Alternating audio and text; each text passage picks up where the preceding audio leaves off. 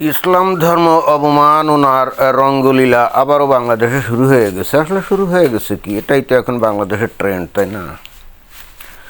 সাতক্ষীরায় সহকারী শিক্ষক গৌরাঙ্গ সরকারকে ইসলাম ধর্ম নিয়ে কটূক্তির অভিযোগে একেবারে আটক করে ফেলছে। সাতক্ষীরা সেটা হলো একেবারে জামাত ইসলামের ঘাঁটি। তো গৌরাঙ্গ সরকার ওখানে কি বলছে কে জানে। তবে ওই স্কুলের কিছু ছাত্রদের সাক্ষাৎকার দেখলাম। তো সেই সাক্ষাৎকারে যে কথাবার্তা ওই ছেলেফেলেগুলো বলল, তাতে ইসলাম ধর্মকে অবমাননা কিভাবে করা হলো এটা ঠিক আমার বোধগম্য হলো না।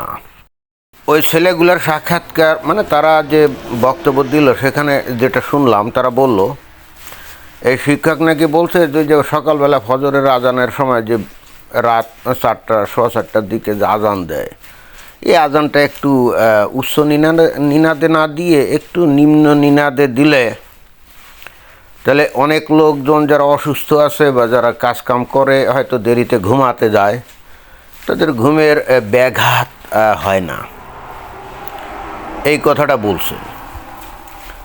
তো এই কথাটা বলাটাই হয়ে গেছে ইসলাম ধর্মের অবমাননা। কি অদ্ভুত ব্যাপার না? এখনকার মানুষের জীবন তো অনেকটাই জটিল। অনেকেই তো 12টা 1টার আগে ঘুমাতেই যায় না। তো যদি 12টায়ও ঘুমাতে যায়, তো 4টায় যখন আজান হয়, জোরে জোরে যে আজান দেয়, তাতে 4টায় যদি ঘুম ভেঙে যায়, তাহলে তো তার ঘুমটা সঠিক হলো না। একজন মানুষকে সুস্থভাবে বাস করতে হলে এবং কাজ করতে হলে মিনিমাম 6 ঘন্টা গভীরভাবে ঘুমাতে হয়।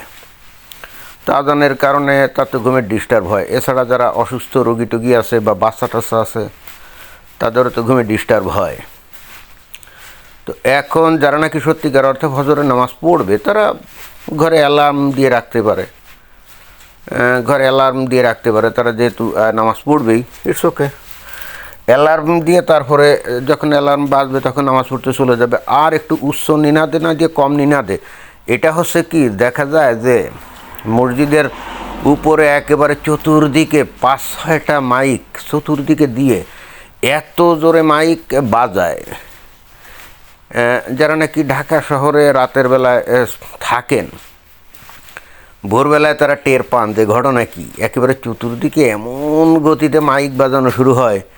অর্থাৎ এই হুজুররা দৃঢ় অঙ্গীকার করেছে সমস্ত ঢাকাবাসীকে তারা কি করবে, তারা বেহেশতে নিয়ে যাবেই। ওই নামাজ তো পড়তেই হবে, জোর করে হলেও উঠাতে হবে। মানে এই দায়িত্ব তারা নিজেই নিয়েছে। আসলে অমুসলিম হয়ে আপনি ইসলাম নিয়ে যদি কোনো প্রশ্ন করেন, তাহলেও কিন্তু ওই যে মুমিন মুসলমানদের কাছে এটা মনে হবে যে আপনি ইসলাম ধর্মের অবমাননা করছেন। বিষয়টা হলো এরকম, যেমন উদাহরণস্বরূপ, মুসলমানরা তো মনে করে যে ইসলাম একমাত্র খাঁটি ধর্ম, তাই না? আল্লাহর কাছ থেকে আসছে। হযরত মুহাম্মদ সাল্লাল্লাহু আলাইহি ওয়াসাল্লাম, তাকে নবী হিসেবে পাঠানো হয়েছে। জিবরাইল ফেরেশতা তাকে টাইম টু টাইম ওই লাওহে মাহফুজে লিখিত যে কোরআনের বাণী, এগুলো দিয়ে যেত। মুসলমানদের দৃঢ় বিশ্বাস, এবং তাদের ছেলেফেলেদেরকে ওই একেবারে যখন 5-6 বছর বয়স হয়, তখন ওই মাদ্রাসায় পাঠিয়ে এগুলো শেখানো হয় বা মসজিদে পাঠিয়ে এগুলো শেখানো হয়। এখন এই বিষয়ে আপনি যদি কোনোভাবে সন্দেহ করেন, মানে এরকম ধরেন যে কোনো অমুসলিম যদি বলে যে ইসলাম যে সত্য ধর্ম, তার প্রমাণ কি? ভাই, এই প্রশ্নটা যদি করলেন, তাহলেও কিন্তু এটা ইসলাম অবমাননার শামিল। কারণ ওরা কল্পনাই করতে পারে না কেউ এই ধরনের প্রশ্ন করতে পারে যে ইসলাম যে সত্য ধর্ম, এটার প্রমাণ কি। অথবা কেউ যদি বলে যে হযরত মুহাম্মদ যে নবী, তার প্রমাণ কি? বা কোরআনের বাণী যে একেবারে সৃষ্টিকর্তা, মানে আল্লাহর বাণী, তার প্রমাণ কি? ভাই, এই প্রশ্নগুলোও যদি কোনো মুমিন মুসলমানের কাছে করা হয়, তাহলেও তারা মনে করে যে এটাই হলো ইসলাম ধর্মের অবমাননা। অর্থাৎ তারা, মুসলমানরা এটাই দাবি করে যে তারা তো এটাকে একমাত্র সত্য ধর্ম হিসাবে স্বীকার করে নিয়েছে, দৃঢ়ভাবে বিশ্বাস করে, এবং তারা এটাই আশা করে যে অমুসলিমরাও ওই একই বিশ্বাস লালন করবে। অর্থাৎ এইটা নিয়ে প্রশ্ন করলেই যদি সে অমুসলিম হয় আর কি, যদি কোনো হিন্দু, খ্রিস্টান, বুদ্ধিস্ট কোনো মুসলমানকে যদি জিজ্ঞেস করে যে ইসলাম যে সত্য ধর্ম, তারপরে মোহাম্মদ যে আল্লাহর নবী অথবা কোরআন যে আল্লাহর বাণী, এটার প্রমাণ কি, তাহলেই কিন্তু এতে তাদের ধর্মীয় অনুভূতিতে ভয়ঙ্কর আঘাত লাগে, এবং তারা মনে করে এত বড় দুঃসাহস, ইসলাম নিয়ে তারা কটূক্তি করে। জি, এটাই বাস্তবে ঘটনা কিন্তু এটাই। তা না হলে এই শিক্ষক সে কী বলছে যে ভোরবেলায় যখন মানুষের ঘুম একটু দৃঢ় হয় তখন যদি জোরে জোরে মাইক বাজিয়ে মানুষের ঘুম ভাঙানো হয়, চিন্তা করে দেখেন যারা নাকি ওই মসজিদে ইমাম এবং মুয়াজ্জিন যারা নাকি চাকরি করে, তাদের তো অন্য কোনো কাম নাই, তাদের কিন্তু অন্য কোনো কাম নেই, তারা ওই খালি নামাজই পড়ায়, আজান দেয়, তাই না? এর বাইরে তো তাদের অন্য কোনো কাম নেই। তাদের তো কঠিন পরিশ্রম করে আয় উপার্জন করে খাওয়ার দরকার পড়ে না। তারা তো অনেকটা বলা যায় যে অন্য মানুষের আয় উপার্জনের উপরে নির্ভর করে তারা চলে। হয়তো তাদের প্রত্যেক দিন কোনো না কোনো জায়গায় মিলাদ পড়াতে হয়, নাইলে কারো মুসলমানি, নাইলে কারো মানে এরকম দেখা যায় যে প্রত্যেক দিন তাদের ওই কোনো না কোনো পরিবার তাদেরকে খাওয়ায়। আর তারা যে বেতন পায় সেটাও এই যে পাবলিক চাঁদা দিয়ে করে। তাদের কিন্তু সারাদিনে ওই 5 বার নামাজ পড়ানো, আজান দেয়া, এইগুলো ছাড়ার কোনো কাম নাই। সুতরাং তারা সারা রাত জেগে থেকে যদি ভোরবেলায় জোরে জোরে মাইকে আজান দিয়ে মানুষকে ডাকে এবং তারপরে নামাজ টামাজ পড়ানোর পরে ওরা যদি আবার ঘুমায় যায় তাহলে কিন্তু কোনো সমস্যা নেই। কিন্তু সাধারণ পাবলিক তো ওই নামাজ পড়ার পর আর ঘুমানোর তার টাইম নেই, তার তো কাজে বেরোতে হবে, তাই না? এবং এখানেই আসলে এই হুজুরগুলো আর বোঝে না যে তাদের জীবনযাত্রা আর সাধারণের যারা ওই মানে মাথার ঘাম পায়ে ফেলে জীবনযাত্রা যাপন করে তাদের জীবন যে একরকম না।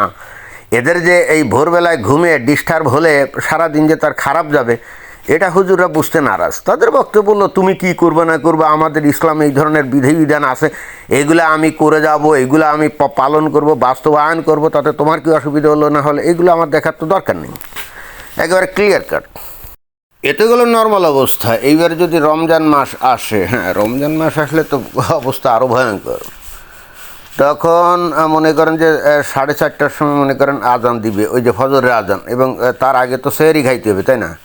তো তারও মিনিমাম ঘন্টা দেড়েক আগে, অর্থাৎ 3:30টার দিক, 3টা, সোয়া 3টা বা 3:30টার দিক দেখা যাবে যে ওই একটা দল আছে যাদের বেসিক্যালি নিজেদের কোনো কাম কাজ নাই, ওই যে মানে কিছু পোলাপান, ওই মাদ্রাসার পোলাপান যাদের আর কোনো কাম কাজ নেই, তারা কি করে প্রত্যেকটা মানুষের বাড়িতে এসে লাঠি নিয়ে এসে প্রত্যেকটা মানুষের বাড়ির গেটে এসে ধামাধাম বাড়ি দেয়, যাতে করে ওই বাড়ির লোকজনকে ডেকে জাগানো যায়। মানে মহান দায়িত্ব পালন করে। ওরা একবারও চিন্তা করে না যে এই লোকগুলা সারাদিন কাজকাম করে পরিশ্রান্ত হয়ে ঘুমাচ্ছে, এবং এটাও তারা কখনোই কেয়ার করে না যে এদেরকে আবার ওই সকালবেলায় উঠে কাজে যেতে হবে, এগুলো একেবারেই কেয়ার করে না। তারা কিন্তু এটা কাজ করে মহান দায়িত্ব হিসাবে, এবং মনে করে এই কাজগুলো তাদের ব্যাপক সওয়াব,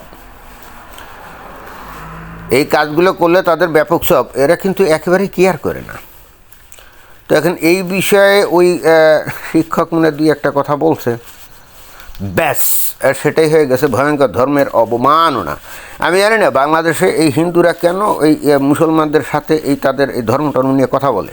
একবারে কমপ্লিটলি চুপ থাকা উচিত, এটা নিয়ে কোনো কথা বলা উচিত না। কেউ যদি জোর করে কথা বলাতে চায় তো মানে মাপ চাইতে হবে যে ভাই মাপ চাই, এইসব নিয়ে আমি কোনো কথা বলতে চাই না। বাংলাদেশের হিন্দুদের এ ব্যাপারে সতর্ক হওয়া উচিত। তারা কেন খামোকা এই সমস্ত কথাবার্তা বলতে যায় যে সকালবেলায় নামাজ পড়লো কি পড়লো না, বা আজান দিল কি দিল না। তো যাই হোক, এটাই হলো বাংলাদেশের বর্তমান পরিস্থিতি। Each and everybody is a fanatic. এদের আর কোনো ভবিষ্যৎ নেই, এদের আর কিন্তু কোনো ভবিষ্যৎ নেই। এখান থেকে এরা ফের উঠে দাঁড়াবে, মানে সচেতন হবে এবং চিন্তাশীল হবে, আমার তো মনে হয় না। এবং এভাবেই এরা কতদিন টিকে থাকে সেটাই দেখার বিষয়। ধন্যবাদ।